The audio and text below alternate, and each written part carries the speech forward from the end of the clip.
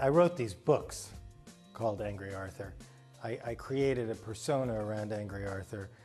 I don't really feel angry myself, although I do feel plenty outraged a lot of the time. And my line about that, which I really believe is, if you're not outraged, you're not paying attention. Look at all the stuff's going on in the world. We got a lot to be outraged about. We got to fix things. We got to take positive action. It's not angry in a negative way, you know, that I want to go hurt anybody or I want to go break plates or smash up the kitchen. It's angry that I would like to see some positive change. We got to start with ourselves. We have to start trying to control ourselves before we try to control other people. And by the way, control nature and the environment and the planet and bend everything around us to our own will. We got a lot of work to do just controlling ourselves, and I would like to see us start. Can you imagine what the world would look like if everybody worried about keeping their own cool and their own equilibrium, watching themselves, watching when they get crazy and when they get jealous and when they get mad and when they get unfair and when they have fits and when they feel bad, and concentrated on noticing that stuff, modulating their behavior, being open in their communications with other people so that they were honest. The whole world would change. This is a good place to start. Work on yourself. Actually, asking me about stress is the perfect question for this self-orientation, which sounds like it might be selfish, but is not selfish. It's self-centered, and it's self-centered in a good way. We have a connotation around self-centered that that's like a bad thing. It's not a bad thing. It's bad to be selfish. Stress is something you do to you. Stress is not something the environment does to you. Somebody else doesn't make you stressed. My wife doesn't stress me out. I stress me out about something she does. My boss doesn't stress me out. I stress me out about something he does. Our stress response is not going to be ever addressed by looking outside and trying to fix everything in our life so that our life is this perfect storybook fantasy that matches what we thought or heard somewhere in a movie maybe it should be. And when it doesn't match that, we go nuts. Life unfolds in a way that we can never control, but what we can't control is us. So if we have a boss that makes us nuts, we look at wow, why is that guy making me nuts? What do I care if he doesn't like my tie? What do I care if he wants me to sit in a room without a window? What do I care? I could try to say, could I please have a room with a window? Do you really hate this tie? Because, my girlfriend gave it to me. It's my favorite tie.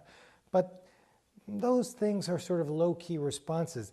The question is, why am I chewing through my pencil because he said that 3 hours later? He's forgotten that he's off having lunch with his golf buddies, and I'm still, that tie that he said about my... That we can control.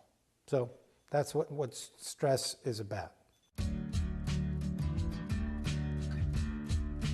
Emotions are like a bubble that starts on the bottom of a pan when you're heating water on the stove.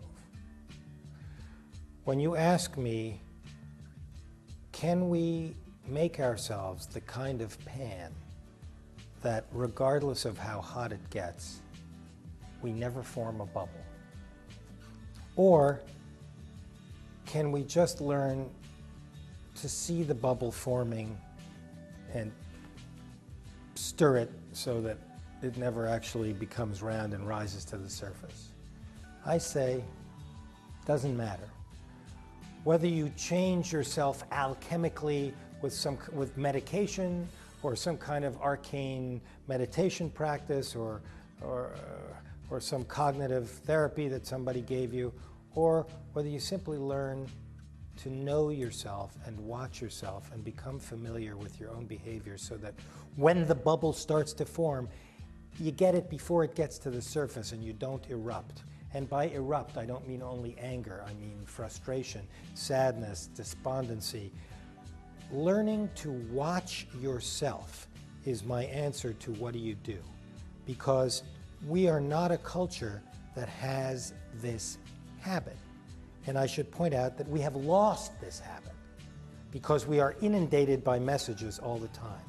We are inundated by information at such a rate and at such a feverish pace that we can't actually turn it all off long enough to even notice ourselves do anything. So the first thing you got to do to get control of your life back is you have to limit the input as much as possible. That means disconnect. That means take some time. That means anything worth doing is worth doing slowly. Take the whole thing down a few notches. Stop worrying about the goal at the end and worry about life right now, which is what's happening while you're waiting for your dreams to come true. Reality is a construct. It's what you make it. We make our own reality. We take all these things for granted. What you just said is the reality is this and that. The question, but the reality is, I want to interrupt right there and say, no, not.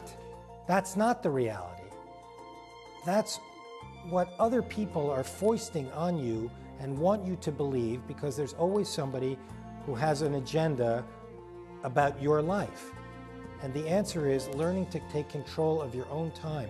And by the way, if that means that you lose that job and have to get a different job that isn't so crazy, and maybe you take a cut in pay, or maybe you work a little longer but in a more relaxed environment, those are the kinds of choices that are okay to make. And the fact is that making the choices as opposed to feeling trapped is a key to regaining control of your life and reducing your stress. The biggest feeling of stress comes when you feel like you have no control of anything. Nobody is saying that you don't have to work unless you're a very fortunate person. You know, most of us have to work. The question is, what are all the things that you have allowed yourself to accept that lead you to believe that you don't have a choice? You got to go actively and you got to like take a tweezers and start pulling at them and pull them out, and they will unravel like threads.